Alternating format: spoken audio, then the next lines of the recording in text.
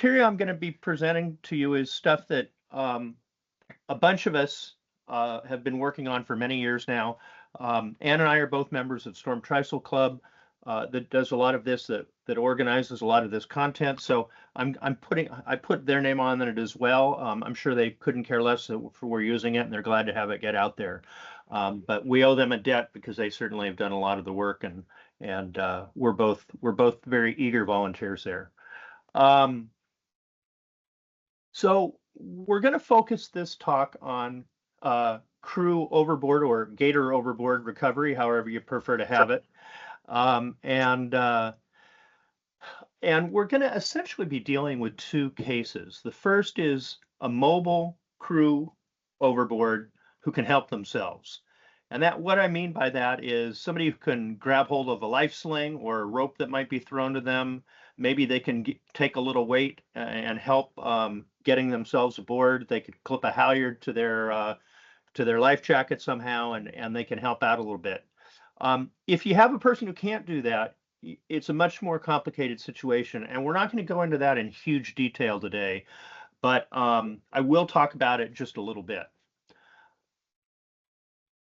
Okay, so some key principles about all this, right? Obviously, first and foremost, number one rule is stay on the boat. So there's a lot, we could talk about how to stay on the boat. If somebody doesn't stay on the boat, there's some things you want to do. First of all, you want to make sure that somehow you mark the position of the person in the water. We're going to talk about various ways to do that. Secondly, you want to stay as close as you can, because it's very easy to lose track of somebody in the water. We're also going to talk about using the engine. If you can use the engine, using the engine makes your job much easier and gives you a lot more control. Now, that's a little bit more complicated on the coal gates, and we'll talk about that. After you can use your engine, get you close, make contact. When you make contact, you have to decide what the safest way to bring somebody aboard is. In the coal gates and the Catalina, I don't think you're normally going to have a problem about running over the person and putting them in huge danger from that. Some of these modern race boats, if you think of a boat like Dave Pritzker's or Jose's, or those big Benetos and stuff that have hard chines and stuff, those boats are difficult because they go sideways a lot. Most of them have narrow keels, and those hard chines, it's easy to get somebody underneath them, and so you can actually really hurt somebody or kill them by running over them, by drifting over them.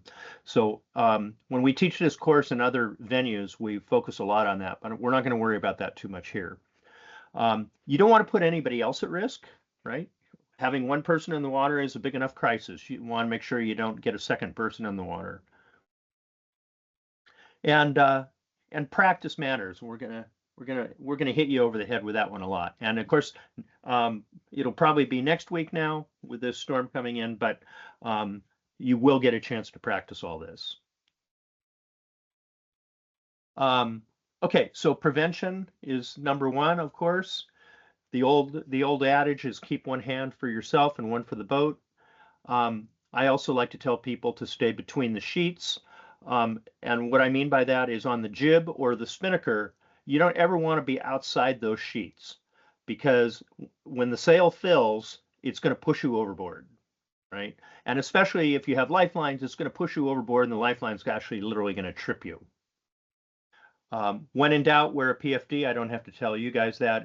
Most of you are pretty good about that, but it always bears repeating. If you're not sure and you're out there in heavy air, don't hesitate to put a harness on. If you want help learning about how to buy a harness or things like that, Ann or I would be glad to talk about that with you in the discussion. Use your head, guys. In rough weather, don't go peeing off the stern. It's one of the riskier things you do. Just use a bucket. And be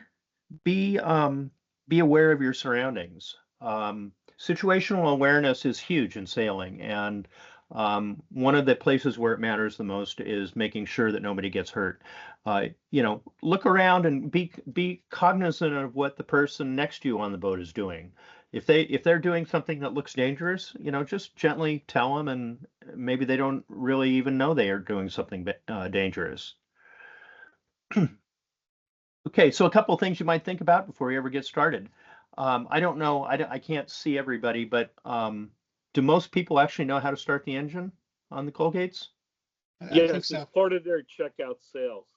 So it's a bit, that's not an advanced skill. That's for everybody. Excellent. That's for everybody. Everybody must do 2 checkout sales, and the instructor goes over the correct way to start the outboard motor. And Terrific. all the outboards are the same on the Colgates. They're all Yamaha 4. Do you know how to check? Do you know how to check and see if your PFD fits? Ann, you want to talk about that for a minute? Yeah. So it needs to be snug. You can't, if you pull it up and it comes like this over your head, it's not tight enough. So you need to tighten the straps and, whatever, all over the place. If you have, a PFD that, or an inflatable, really make sure you have crotch straps and use them. Tuck them in, but use them, because that too will help keep you in it. And if somebody has to hoist you out, the crotch straps are going to do it. Yeah, so the crotch strap keeps, I'm sorry, the crotch strap helps hold the life jacket down, right? So that your head sticks up further out of it, and that means that your head is up further out of the waves. Right? So a lot of the, if somebody's wearing a dinghy life vest, or sometimes they're just the inflatables that don't have, a crotch straps or anything like that. If you're doing day sailing, you're probably okay. But, if, to be honest, I don't know why anybody wouldn't have an inflatable without crotch straps, to be honest with you. But anyway, that's the deal. But make sure it fits. And the test is, if you hold it up, it shouldn't move, right? It should be tight. Okay, so there's another part of checking your PFD, which is making sure that if you have an inflatable, that it actually works. There are 2 things to keep in mind there. One is almost all inflatables today have a little dial or meter on the front of them that gives you a green warning, or a green light, basically, if your cylinder is good, if your CO2 cylinder is good, and if the thing is pressurized. The other part of it is that if it does inflate, will it actually hold air for any significant amount of time? And the way to check that is just to blow your inflatable up manually. Don't inflate it with a canister, just blow it up manually. It's good to know how to do that anyway, and let it sit overnight and see if it stays inflated overnight. And if it does that, you're fine. It's good for you to kind of learn how to actually do that and put it away and everything anyway. So and you should obviously also know how to inflate it. So if you have an automatic one, right, you want to make sure you know how to manually inflate it, and you need to know how to blow it up in case it doesn't inflate at all, right? So those things are all important. Kelly, Yes. and if you have an inflatable one, do you automatic? Do you change your cartridge every 5 years or something? The cartridges are dated usually, so just go with whatever the date on the cartridge says. You can also weigh them. Like Valerie, my wife, used to work at a lab, and she would take my old cylinders in and actually weigh them on their lab scales. So you can check them that way too. Thank you. Okay, so the fundamental method we're going to be teaching you. Take them to the supermarket and weigh them. Oh, Valerie just said, or take them to the supermarket and weigh them. You might get some weird looks at Trader Joe's when you do that, But anyway, yeah. So The fundamental method we're going to focus on today is something called the quick stops. Many of you probably have already been introduced to it. Um, there's nothing magic about this method. It's not the gold standard in any sense. It's not the only way to do this stuff. But what we're teaching you is to be competent in a single method, right? That you can then go out and practice and learn how you need to change it for your own circumstances. You know, if you're on a cruising boat with a club jib, you know, you may find that you don't want to drop your jib when you do the maneuver because you lose too much steerage, or if you have a really full keel. You may find that you just can't. I've seen people on big race boats that they just simply cannot do the maneuvers with a mainsail up. The boat just handles so badly at slow speed that they just have to take the sails down and do it with an engine. And we tend to push the engine big time. We've done that after learning over a number of years how helpful it really is. But you know, you have to find this stuff out for yourself. So you're going to have to go out and practice it and find out what works. But having the quick stop in your quiver, so to speak, gives you a good foundation to start from. So the basics of the quick stop. This is going to be repetitive to some of you, but that's okay. The first thing you want to do is yell crew overboard, right? And you want to yell it loudly. You want to make sure that, I mean, on a Colgate, it's not a big deal, but even then, if you know, everybody's going to hear you on the Colgate, obviously. On a bigger boat, you're yelling because you might have people down below who are asleep, for instance, and you're trying to wake them up. But even on a Colgate, if you yell nice and loud, then other boats around you are going to come over and help, right? And so that's important as well. You need to mark the location, and you can do that in a variety of ways. You can throw stuff over the side. If you're on a boat that has a GPS in the cockpit and has a man overboard button, for instance, you can hit that man overboard button. You're instantly going to want to assign a pointer. So we're assuming right now that you're not single-handing, and if you are double-handing, and we'll talk about some of that as we go along, if you're double-handing, you're the pointer, right?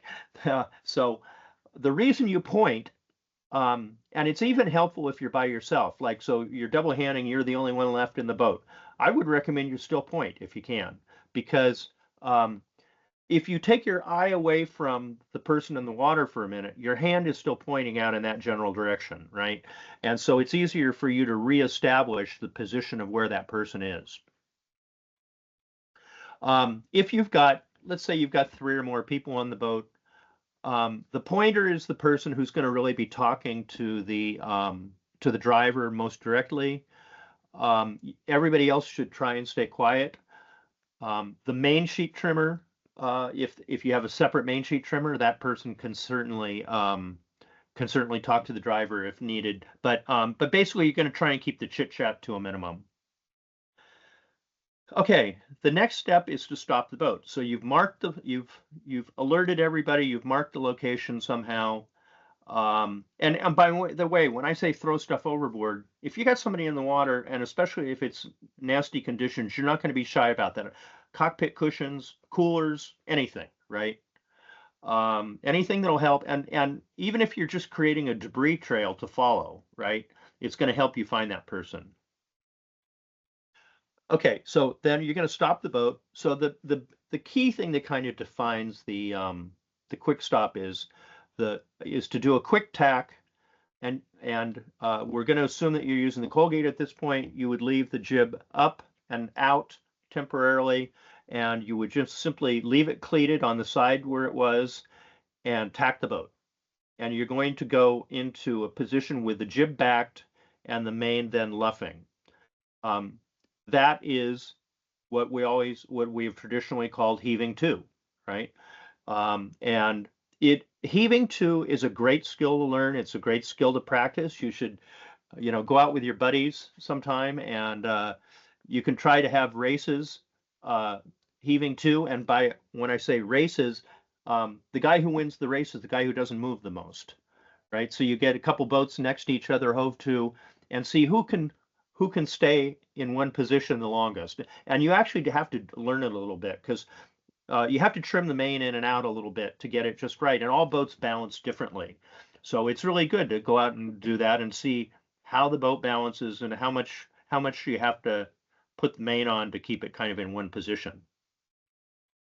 Okay, so you're gonna, but basically the name of the game is yell, let everybody know before you tack so you don't knock somebody overboard, right?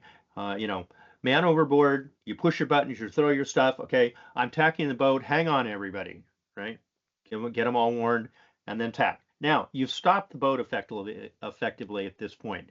This is your chance to kind of take stock of where you are, right? Make sure that nobody else is in trouble. Maybe it was, maybe it was a huge auto tack or something that got you, and you want to make sure there aren't two people in the water. You want to make sure nobody's hurt, right? All that stuff. This is also the good time to start the engine. Now, with the engine on a Colgate, I would recommend, and Ann, you can chime in here if you disagree, but I think that the right strategy for a Colgate would be to only use the engine if you can have a person dedicated to operating the engine. I think if you have the driver trying to reach back and operate the engine, there are too many things that can go wrong. You can get fouled up and go the wrong way. You can accidentally run over the person. There's a lot of things that could go wrong there. So I would say if you have somebody who can independently operate the engine and help the driver out, by all means do it. Otherwise, you should do it under sail. I agree.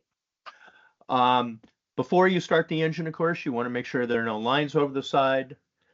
At this point, you also can, once you get the engine going, you can then decide to drop sails. I think on the Colgate, furling the jib would be a no-brainer. I would do that instantly. It's easy to do. Most of the boats we practice with usually determine that it's easier to take the main down. So if maybe you want to get back to the person first, that's up to you, but it's probably easier before you approach the person in the water to take the main down. And when you take it down, you want to tie it up to the side opposite the life sling. So on the Colgates, the life slings are all on the port quarter. That means you would take the main and tie the boom. After you drop the main, you would tie the boom to the starboard lifelines. The reason for that is because you're going to bring the person up on the same side that the life sling is on, and you want the boom out of the way. Okay.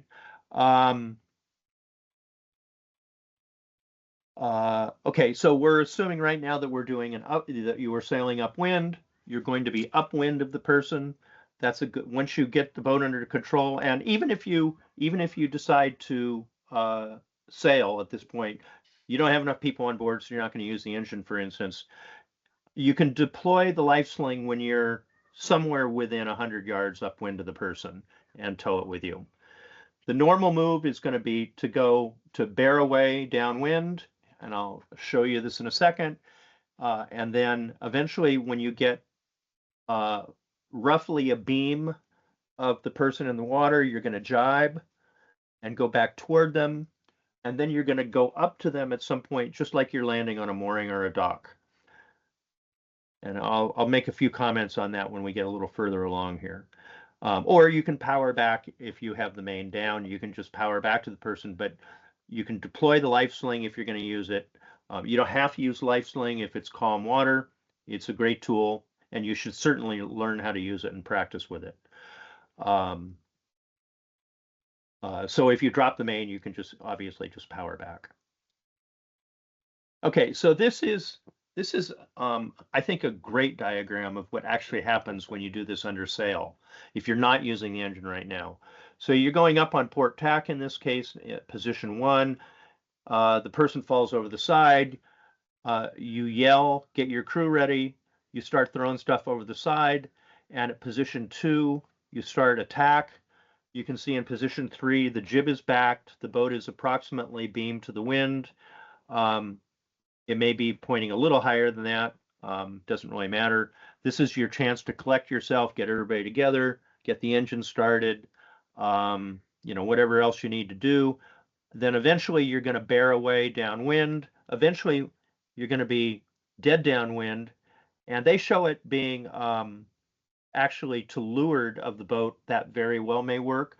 Sometimes, depending on how far you went upwind before you had to tack, you may be somewhat further upwind. It doesn't really matter. When you're going downwind, that's a great time to get your jib furled, and you may even want to stop further up at like position 3 to take your main down if you want. A lot of it depends on what you feel comfortable with and what you've practiced.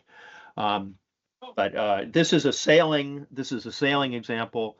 So in this case, you're gonna go down. You're going to jibe between positions 5 and 6, and then you're going to kind of luff your way up slowly up to the person and bring them aboard. Now, the one thing I would say on this that might be different on the Colgates is you would probably bring the person up on the port side so that if you're using the life sling. If you're not using life sling, you can take them on either side. Let's see, anything else in this picture I need to think about? Well, we'll continue on and then we can fine tune it as we go. Okay, so some subtleties on this. If it's really windy, backing the jib can be hazardous because it can heel the boat way over. It's not such a big deal on the Colgate because the jibs aren't that big. I don't think you're going to have a big problem with that. But if it's really howling, like if it's blowing 30 knots, maybe you just want to luff up and furl the jib and not actually back it. Also, when you're going downwind and you need to turn back to the person, instead of jibing, you may want to do a tack instead, in which case your course would look more like a figure 8. So you'd come, if you can see my cursor, you'd be coming down like this, then you come down here and you tack around and do a figure 8 and come down like that. And that's the way they used to teach this before they taught the quick stop, by the way. Okay.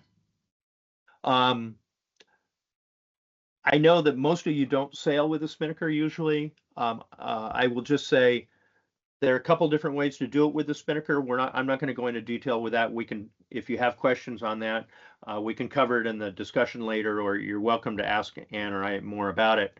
But there are a couple different really main approaches. The first one is to simply luff up into the wind until the kite is streaming alongside of the boat like a flag, and then just drop it on deck. And that actually works much easier than you might think it would. And a Colgate would probably be a pretty easy boat to do that on, assuming it's not howling too hard. If it's really howling, we would tell you to do something called a letterbox drop. That takes some practice and some skill to learn, but it's actually very easy to do. You just take the lazy guy off the, take it out of the blocks, run it around the mast, and then between the sail and the boom, if it's, Colgate's a loose-footed main, right? Yes. Yeah, so you just take the end of the line, tuck it up over the top of the boom and under the sail, and that becomes the letterbox that it's named for. And then when you drop the sail, you just pull in on that line and bring the sail between the main and the boom, and it blankets it and makes sure that it doesn't fill. It actually works really well. It's very nice. But I will tell you, you need to practice that. Ann and I actually had a situation a few weeks ago in a race where we were trying to get people to do a letterbox, and it took too long to happen. People didn't quite know what to do when we hadn't practiced it, and the result was that we blew up the kite. We didn't get it down in time, so it does take some practice. Okay, I don't know if you guys have ever practiced using a life sling, but it's a great tool. It's just one of those things that makes a lot of things easier on the boat. One thing I would recommend that the program does is put a knot into the line about 10 or 12 feet up from the horseshoe itself, and that makes it easier to hook that onto a halyard, and then you've got some slack in it. Like if you've got somebody in the water in the life sling, for instance, having that knot further up the line, then you can hook the main halyard or something onto that knot, and hoist it up. And you're not yanking on the person and pulling them into the boat. They can float a few feet off the boat while you're doing that way. Kelly, excuse me, like a trucker's hitch knot? Yeah, I mean, I just tie an overhand knot, just a double overhand knot. Okay. So there's a loop, and it's going to live in there. It A lives loop, in there right. permanently, right? You don't need to take it out. So that's a pretty handy thing to do. That is good. And if it's a little higher, you don't want it so high that, you can't hoist the person. If it's 15, 20 feet up, you're going to be fine because you don't have to hoist a person that far out of the water in the Colgate. But if you do it that high, you're committed to using the main halyard on the Colgate because the jib halyard doesn't go up that high.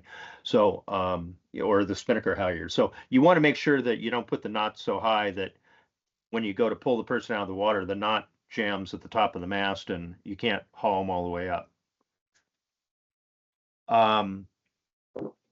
Okay. Yeah, so probably the easiest thing to do is that when you're approaching the person, so there are two different ways to use the life sling, right? The one is if the weather allows and if it's not too horrible, and you're just using the life sling more or less as a way to hook onto the person and pull them out of the water, you can just sail up next to them and throw the life sling to them, right? And then let them get in it, and then you haul them in. In rougher weather, you're going to do what I was describing earlier, where you're actually going to tow the life sling behind you, and you have to pick them up. And this one takes some practice. Basically, we call it doing a J turn, and what the classic way to do it is to start off to weather of the person, sail downwind very close to them, about a boat length away, and then as you pass them, you make a hard turn, and then you make another hard turn around them, and then as you come up, then you slow up, and as you come up, that line will suck into them. But if you try to do circles around them, you will find that you can tow that line in circles around them all day, and they'll never catch it. It's amazing to watch how that line will track behind you. So you really have to kind of do it. And I'll show you a picture in just a second about what that looks like. Now, in the case of the Colgates, because the life sling is on the port side of the boat, you always want to turn, if you're using the life sling, you want to turn around the person in the water counterclockwise, right? You want to take them in on the port side. Now, the reason for that is that you don't want the life sling line to go under the stern of the boat, right? So if you try to go the other way, what's going to happen sometimes is the life sling line will get caught under the stern of the boat and either get caught up in the rudder, or worse yet, if you have the engine on, it'll wrap on the prop. So you want to make left turns, if you will, right? Okay, so here's a picture of what that looks like. Now this is a boat where they had their life sling on the starboard side, and so they're making right turns instead. So you could flip this image for the Colgate, but you can see that they dropped the life sling. The person in the water is at the bottom of the screen, the white dot, and so you can see they dropped the life sling quite a ways upwind, and then they sailed down, and you can't tell that they made two hard turns, except for you can sort of see that the boat is got a lot of wake right now, like they're making their second hard turn right now. And what that'll do is it actually will suck that line right into the person. And once the person makes contact with the line, you want to stop the boat, because if you don't want to tow them through the water at any speed. If you tow somebody through the water at faster than about 1.5 knots or 2 knots, you're going to essentially drown them. And so you really need to stop so that they can keep their head up. Once you've made contact with the person, either with a life sling or just sailing up alongside of them, if the weather is conducive to that, there are a couple means you can use to get them aboard. One, you can have them go around to the stern and climb up the stern. In any waves, that's not recommended because you'll whack them on the head with the transom. and people really don't usually appreciate that. It's also hard for them to get on board in those conditions. Second, you can just use brute force, and I suspect that 9 times out of 10, that's what you would do on a Colgate, is you would have a couple people there and you would just haul them aboard. But you should know how to get a halyard over to the side and bring them up that way. And if you're doing that, then you should be using the life sling. So you want to get them into the life sling, and they need to hold their arms tight together to help keep that life sling closed. A life sling can slip off over your head, so they're going to have to help you on that. So you can't take an unconscious person out of the water with a life sling easily. You have to have some way of helping hold them in the thing. Okay. So what do you do if the person in the water is not able to help themselves? Well, the short answer is somebody's going to have to go in the water. Now, we don't want you to go any further in the water than you have to, and we don't ever want you to become detached from the boat. Okay, so you absolutely have to remain attached to the boat in some form or another. So if you're couples, for instance, you got a problem because you don't want to leave the boat unattended because you don't know what it's going to do. So then you've got a real problem. But if you've got 3 people or more, then you can put a line around yourself in some fashion. If you've got an inflatable PFD with a harness built into it, that's the best. But you can do whatever you have to do, right? To take a line out to the person, grab hold of them, make sure their head is above water, get them back in, get them aboard the boat first, to make sure they're okay, and then get yourself back aboard the boat. Let's see. Swimming with an inflatable PFD is almost impossible, just so you know. So it's really hard to do. Don't think that you're going to go out there and swim 100 yards over to a person with an inflatable PFD and grab them. It's just not going to happen. So you have to get the boat pretty close to them. On offshore boats, we actually use special life jackets for that. We use the same life jackets that the Swiftwater rescue guys use, and we'll have one of those.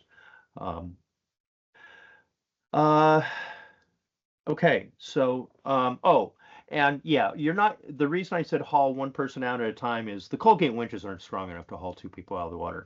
If you were going to go to one of our seminars for big boat sailing, we'd be telling you to haul both people out together, and we'd have all sorts of tips for how to do that. But you're not going to be able to do that. The Colgate winches just aren't beefy enough to haul 2 people out of the water. Okay. So what if you are the PFD? What if you are the crew overboard? Your job is to stay alive, right? That's simple. All you have to do is stay calm, keep your head up and your airway clear. You might want to think about getting a PFD.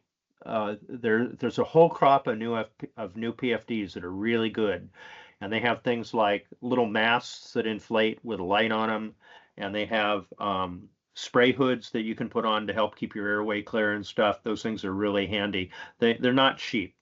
I just spent almost $400, I think, on one. But it is your life after all, or your loved one's life. You want to make yourself as visible as possible. You want to make noise if there's any chance that they're not seeing you. There have been several cases where a person was rescued because they had a whistle, and the people on the boat didn't know where they were, but the person started blowing their whistle, and they actually finally zeroed in on the whistle. So it really does make a difference. And boat whistles are, of course, different than shore whistles. It's not the one you use for band practice. It's the one you want to use that can work when it gets wet. And make noise. Yeah, right. And fight hypothermia. All that stuff's pretty obvious. A couple things, let's see. Oh yeah, so if you're grabbing onto a life sling, I mean, if a life sling is going by you and you're grabbing on that, your job is to get hold of it and then get into it. Um, if you get into the life sling and it's towing you too fast, we recommend you roll onto your back because that'll keep your head dry. The water will go up against the back of your neck and help keep your head up that way, and you won't be diving your face into the water. But you may, if somebody's just out of control and they're towing you too fast, you may just have to let go and let them try again.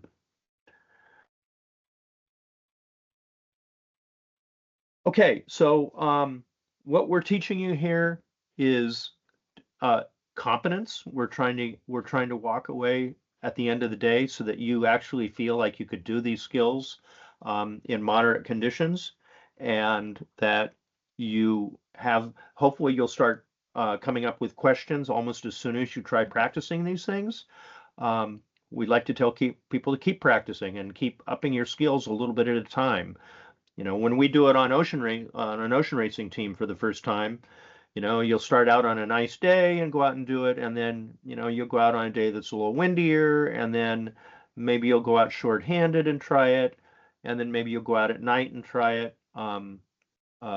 You learn a lot every time you do it under different conditions. Share your expertise with others and listen to them, and tell us what you've learned, and keep trying to find better ways to do it.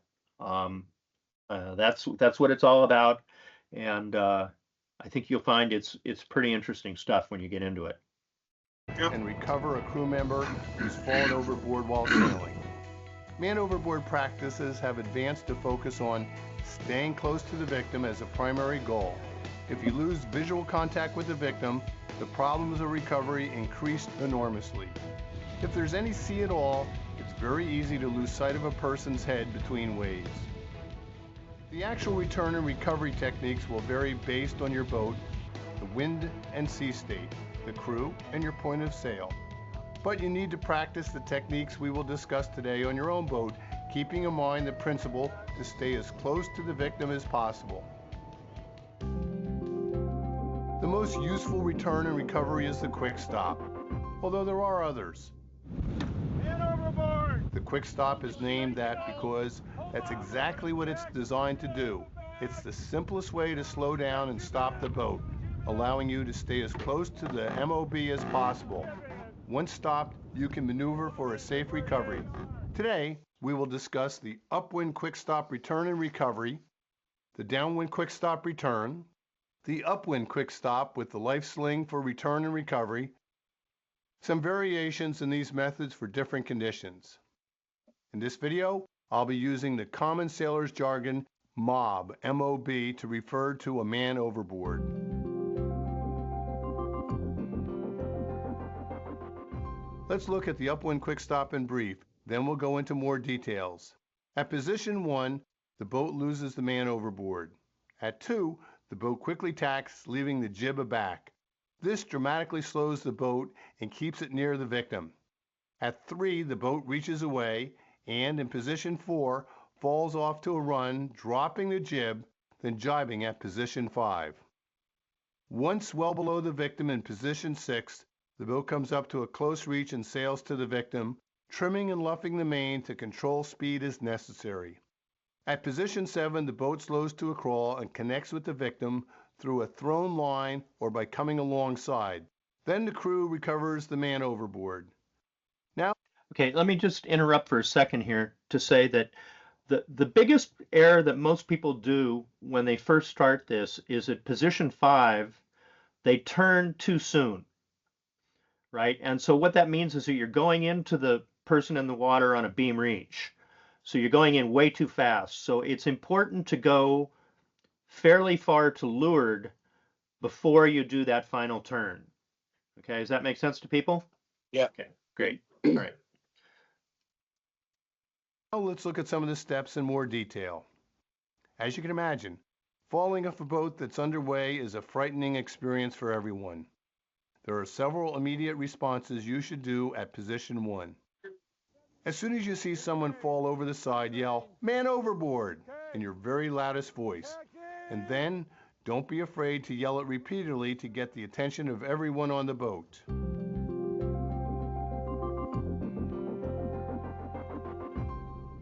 Man overboard! The first person seeing the accident frequently becomes the pointer. I can't overestimate how important this task is in the recovery of a crew member in the water. 3 o'clock, 80 yards! The pointer literally points at the victim using his or her arm stretched out in the MOB's direction. Why the arm pointing? Simple. If you're spotting the man overboard visually and you inadvertently turn your head away or a wave cuts your line of sight, the fixed position of your arm will help you keep your vision on where you last saw the victim. The other responsibility of the pointer is to communicate loudly and clearly to the helmsman the range and bearing to the man overboard through the recovery process. 2 o'clock, 50 yards. 3 o'clock, 60 yards.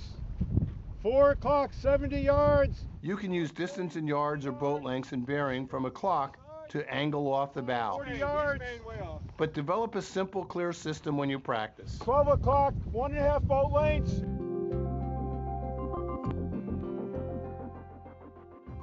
Man overboard. That's a flotation out. Immediately upon hearing "man overboard," the nearest person to the stern, and it may be the helmsman, pulls the pin to release the Mom 8 or tosses a similar self-launching marker. At the same time, cockpit crews should grab whatever flotation devices are at hand and throw them overboard too.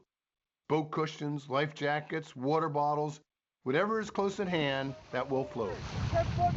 These items will give the man overboard options of things to grab and hold on, while also creating a field of floating items to help spot the man overboard.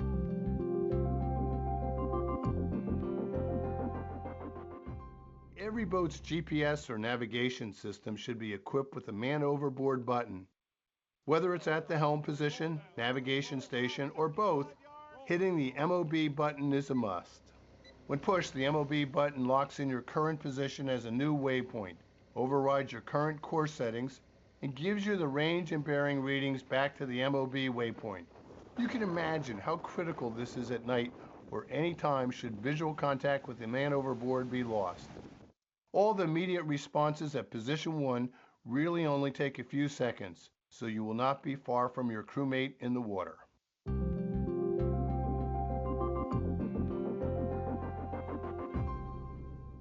Ready to tack.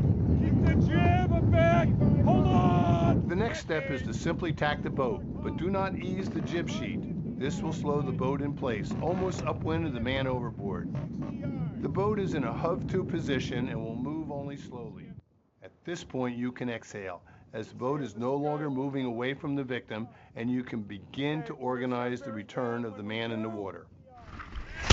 Note, when the boat swings quickly into the wind, onboard crew members may be caught off balance. To prevent having a second man over the side, the helm should yell, "Hold on, coming up." Hold on. Do this loudly to alert everyone on board.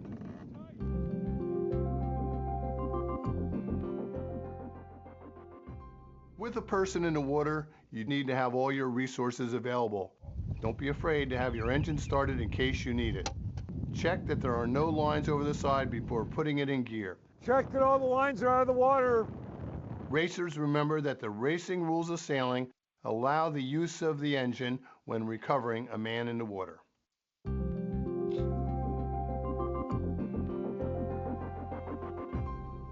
Once the boat is slowed and before turning back to the man overboard, the helmsman or tactician should take a moment to make sure everyone on board knows what's about to happen and they are in the proper places. We're going to start bearing down when we do. And of course, the pointer is continually giving the helmsman input. Now it's time to reach away to begin your return to the man overboard. Keep the jib tack aback and do not release the sheet. This makes the upcoming jib douse much easier, as the sail will not fly out in front of the boat on the run. As the boat turns downwind, the helmsman needs to create 2 to 4 boat lengths of lateral separation from the MOB. Visualize that you'll be far enough away from the man overboard so you can reach up and come close to him at the end of the turn. After the helmsman bears away, the foredeck crew gets ready to drop the headsail on deck or furl it if so rigged. Also, the main sheet trimmer works with the helmsman and trims the main sheet as needed. The helmsman should run downwind until you're about 1.5 boat lengths to leeward of the victim. Jibe on this run. Make sure the main is fully eased out after the jibe, especially if you're close to the man overboard. Harden up to a close reach to sail up to the victim. The helmsman should work with the main sheet trimmer to trim or ease to control speed.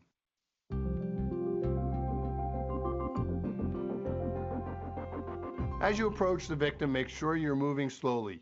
You do not want to sail by the man in the water. You may want to approach at the speed of 1 knot or so and flog the main once you have made contact. Do not rely on just grabbing the man overboard's hands. Toss a throw bag from the foredeck and have cockpit crew ready to heave other lines if the MOB is missing when amidships. Remember, you can use your engine to fine-tune your final approach. Make sure it is in neutral if the victim is anywhere near the propeller. Depending on conditions, you may approach the victim on the leeward or windward side. The MOB to leeward is preferred in moderate wind and waves, as the boat's leeway tends to keep the boat close to the victim and the freeboard is lower. But in heavier winded seas, the MOB to windward approach may keep the boat from falling onto the MOB.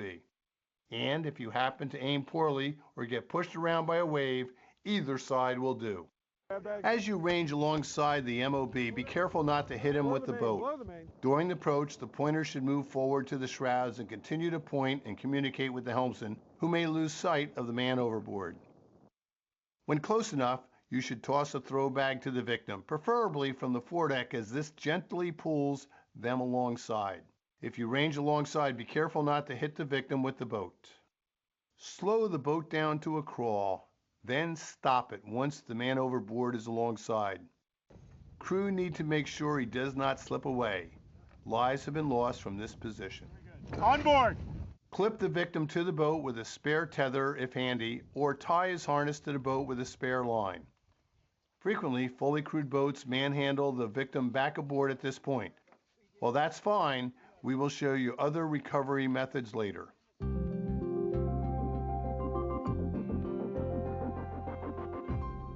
What if you're sailing downwind with a spinnaker up?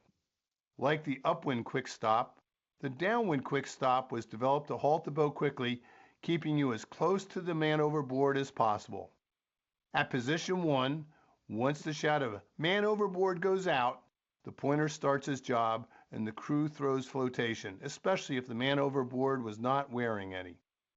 At 2 and 3, to get the kite down rapidly, the helmsman heads up to the close haul so the kite streams down the leeward side. Then the crew grabs the foot at the leeward rail and the halyard comes down quickly. At 4, with the spinnaker down, the boat tacks or motors up to the victim and recovers the man overboard. Again, here it is in more detail. Regardless of whether you're sailing with a symmetrical or asymmetrical spinnaker, sail handling is very similar. When man overboard is called, the helm will call out, "Hang on, coming up." Coming up, hold on! Remember, a boat under spinnaker turning into the wind will heel dramatically, and you don't want a second person in the water. Turn the boat sharply to close hauled with the main and spinnaker luffing. Boats with symmetrical spinnakers will quickly ease the guys so the pole almost touches the forestay and tighten the foreguy. I'm gonna come up, get that pole forward, please. Hold to the headstay. Holding the tack Buttons at the looks like such headstay a until rock the star. spinnaker is on board keeps the spinnaker out of the water and makes it easier for the crew to douse the chute. For boats sailing with an asymmetrical spinnaker, the trimmer over-trims the sheet as the boat turns into the wind.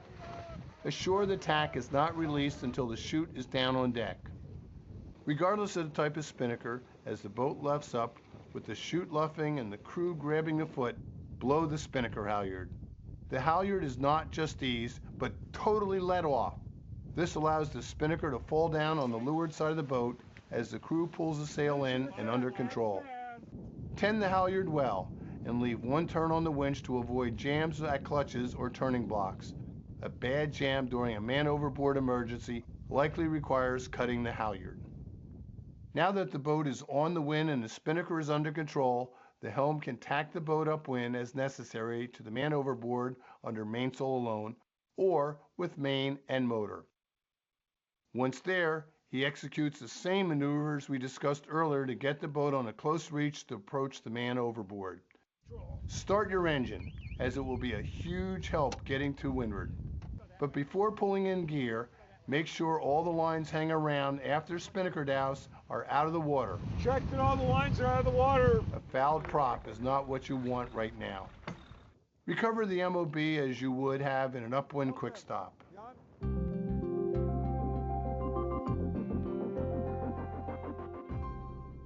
The quick stop method can be improved by using a life sling. The life sling is very important for short-handed racers and cruisers, as you will not have a pointer or extra people to handle sails. The life sling is a floating collar-like sling with a 150-foot long recovery line, the bitter end of which is tied to the stern of the boat. It's easily deployed when necessary. Man overboard! Flotation! Okay, You get begin a ready. life sling quick stop the same way you would with a regular quick stop. Deploy handy flotation and tack the boat with the jib aback. Right where it is. Keep the jib where it is. From the jib aback position, toss the life sling out of its bag. The line will feed out by itself. You may want to start the engine here as before, but watch out that you do not cross the life sling's tow line. Circle the man overboard as usual, but leave the jib up and unfurled as you may need it later in maneuvering. Also, keep a few knots of speed on to maintain steerage way. Circle the MOB at a close distance, but you need not get close enough to hit the MOB. Keep a bit of speed a few knots.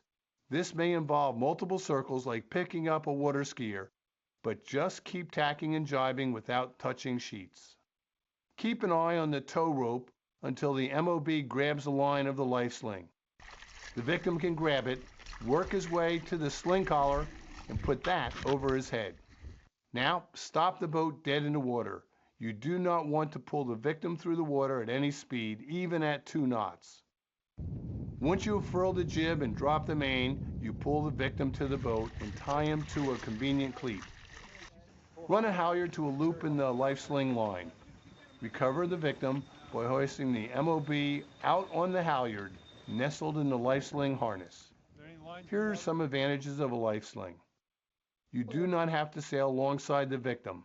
All you have to do is circle the man overboard to have them back in contact with the boat. There's less chance of hitting them with the boat and a lower need for precision boat handling. You use the life sling as the hoisting device to lift the man overboard out of the water while maintaining continual contact. The MOB always stays connected to the boat. Also, you never have to reach down. This helps on boats with high topsides or in large seaways. Double-handers or cruising couples can more easily recover a man overboard with the life sling. The helmsman remains behind the wheel for the circles with the sheets untouched until the MOB has the line in hand. A single person on deck can hoist the victim aboard in the same sling used to recover them. Recovery variations. Here are some alternative ways to recover the person. Pulling a person out of the water over the side of a boat through lifelines is a difficult task, even for fully crewed boats. Use an open gate if you can. Boats with open or swimming transoms would seem ideal for actually getting the person aboard, but unless the sea state is calm, using the transom to recover someone can be lethal in waves, since the boat can come crashing down on the person's head. If the man overboard is wearing a harness, a halyard can be clipped into the tether ring or even onto the tether itself if worn. Of course, the life sling is a built-in harness, so you can attach a halyard to it. You can put a bowline in the end of the halyard that the MOB can slip around his torso if he's conscious and not exhausted, and you have no other alternative. A halyard can be attached to a gale rider or similar drogue that is lowered into the water to scoop up the victim. This may be helpful if the man overboard is injured.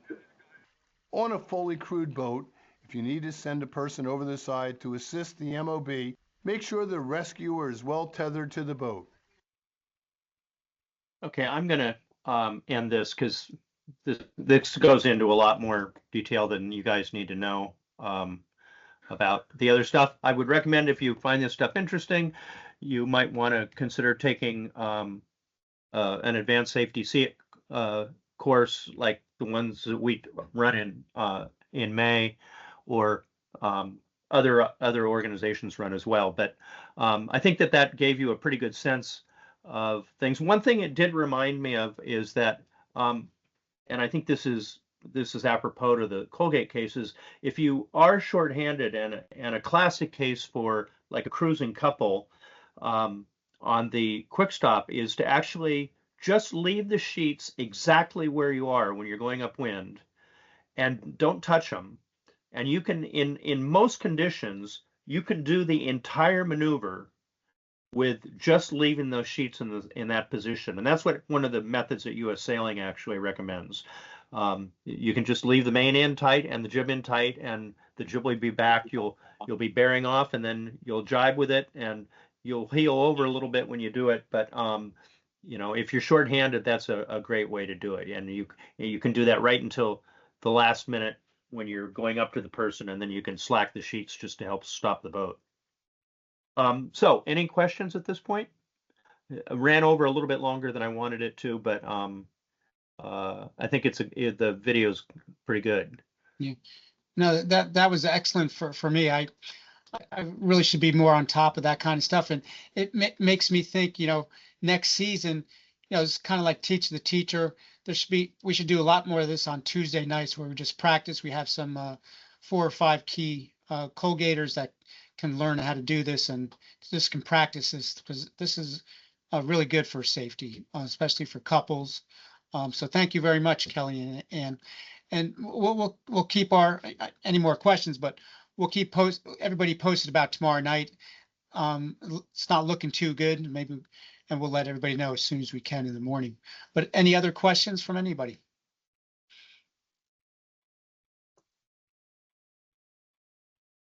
Okay, well, now you can go have your dinner. Thanks, Thank you everybody. very much. Kelly, thank you